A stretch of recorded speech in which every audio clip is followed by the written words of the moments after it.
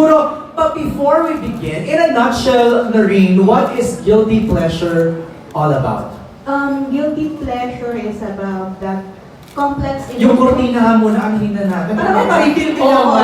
Parang may silhouette si about Noreen. the complex emotions that we feel when we are faced with the struggle na ano pipiliin mo? What is right or what your heart desires? Kasi di ba minsan, alam mo, bawal, alam mo masama, pero masarap, kaya Ay, go pa din. grabe naman yung alam mo namang bawal, pero masarap. Yes. Kaya gagawin mo pa rin. Kaya gagawin mo. Ah, Ano diba? kami pa ganun, gagawin mo pa din. Thank you, Noreen. Direct Connie, sexiest film of 2024. How sexy is sexy? Hindi mo ba nakita yung trailer? Kakawin mo ba nung dito? More pa yun, more pa yun. Sexy ba? Maraming salamat kung yung sexiest para sa kanila. Pinagtrabahuhan namin lahat. Mahabang kasusing pag-uusap para mas maging natural, authentic, organic yung pagkagawa ng mga eksena. Alright. Para ma-establish lang natin, no? So, we saw the trailer, but let's talk more about your characters here. Let's start with Angelica. What's your character here? Without spoiling! Without spoiling. Okay, naka-pressure. Ako yung nauna. So... Alphabetical eh. oh Gusto. my God. Okay. So I will play Madison Valencia po here. And if mag-describe ko po si Madison, Madison is very strong, independent woman. And also, soft girl. And that's about it. Para hindi ma-spoil. Ay, bawal ba? Bawal? Yes, oh. Dustin, ikaw naman. Siguro, I can give you a brief background of my character. Ako si Zachary dito. I'll be playing Zachary. And ako ay isang sigat na influencer slash artist. Okay. Na medyo bad boy. Oh! Kasi ano eh, syempre, yun nga, dahil doon, naging entitled ako. And dito makikita nyo na Sige, sige. wala, chicks ko si Angelica. Chicks ko si Angelica. Chicks, Gen Z ka ba talaga o Gen X ka? Gen Z. Chicks daw niya si Angelica. Sarah, ikaw naman, what's your role here?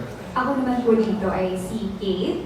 Si Kate po, she's sophisticated. She never has to struggle or work hard for anything she wants. Wow. Everything is just given to her. Wow. So we can say that she's privileged, but also because of this privilege, she's naive and unaware of what is happening around her. Interesting. Okay, Jameson, JM, and Lovi, kayo naman. What are your roles? Jameson. I'll be playing Matthew Caliente dito sa Guilty Pleasure. Isang intern, eventually becoming a lawyer.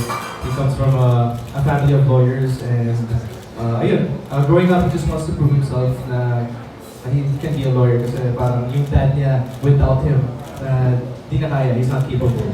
Siyempre under the coaching of Alexis.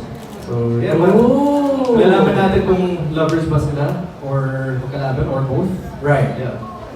You said coaching, so mentor mo yung character ni Lovi po. Yes. Okay. At some point. A young aspiring lawyer na minentor ni Lovi po. Okay, si JM naman. What's your role? I played the role of Adam Luzaro, senior associate sa Atticus firm. And goal-driven and in love kay Alexis. Na-in love kay Alexis. Okay. I'm sure si Lovi si Alexis. Alexis, go ahead. Introduce your character. Yes, of course. Ako po si Alexis, attorney Alexis Miranda here. And siguro po masasabi ko about my character is that she's struggling between her integrity as a person versus her duty as a lawyer. So parang yun po yung pinakamalaking, for me, core ni Alexis po. Alright. Mamaya, hihimayin pa natin yan without spoiling. But let's move on to the questions now. Our first question is from Mel Navarro. It's for Noreen, the writer. Kailan niyo sinimulan itong kwento and what made Mother Lily approve this title? Kailan nga ba, Miss Rosel? Parang last year, I think last year, binuo namin ni Miss Rosel. And what made Mother Lily say yes to this project is because natuwa siya na it's something new na hindi pa masyadong napapalabas ngayon. And actually, title pa lang natuwa na sila. And plus, it's May kiliti na kaagad plus, eh, it's no? Lovi po talaga. Kasi Right. this is for her, this is written talaga for her eh, na siya lang yung ganun. So, yun, I think that. Baka syempre, papayag si Mother Lily because it's Miss Roselle's ano din, yung seed ng galing kay Miss Roselle. Oh, speaking of Miss Roselle, Monteverde is here, the CEO and President. And of course, Keith is also here, the Executive Vice President of Regal Entertainment Incorporated. Kaya ako kayo tinawag kasi para po sa inyo yung next question. It's from Janelle Estilore of Cinema Bravo. Sobrang bongga ng press ko ng Regal at talaga namang pang-comeback sa big screen ang atake ng mga pelikula ngayong ika-6 na dekada ng Regal. What pushes you more to mount these events and theatrical releases? And why should we watch this on the big screen? Yeah, first of all, good evening and thank you for coming. In terms of why we do these events, first and foremost is we want to continue to push the audience to go to the theater. Because we believe that there's certain movies that should only be seen in theater, at least for the first time. And this is one of those movies. In terms of why these events, well, I think one of the biggest pieces of feedback that I heard was when purchasing tickets to buy a movie, the audience doesn't always know what they're getting.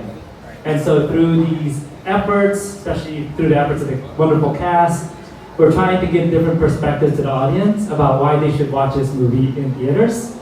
And I think we're accomplishing that. Thank you, Keith. Mr. Roselle, you want to add more to that? Actually, it's all been said by Keith. Okay. For one thing, we're pretty excited about this movie, Guilty Pleasure. I've seen the whole movie and the reaction from the Mtrcb was something that I can be proud of. There are a lot of scenes here that really scared me. Like what? Well, because first of all, I was scared of so many aspects in this movie. Of course, we have a great story. Okay. But yet, we need those scenes to really show the character Right. of each, the characters in the movie. So, kailangan talaga ma-excel yun para ma-feel yung journey nila. So, I was kind of scared. Kaya, I'm so proud that this will be in cinema because it's going to be magnified, whatever they'll be expecting. Kasi hindi lang siya magandang storya, the mga artista dito napakagaling. Right. Lahat sila, they did their job really well. I'm really so grateful to all of you sa effort na binigay niyo, especially to Direk Connie. Yes! She spent so much time really working with the artists, and of course the artists really did their parts really well. Kaya, guys, I'm quite excited na talaga sa cinema ito mapapanood kasi masusurpresa kayo. Kasi ito talaga, R16, I didn't expect. And no cuts. With no cuts. Wow. And I guess it's really more about the story, not really about the sex part. Thank you.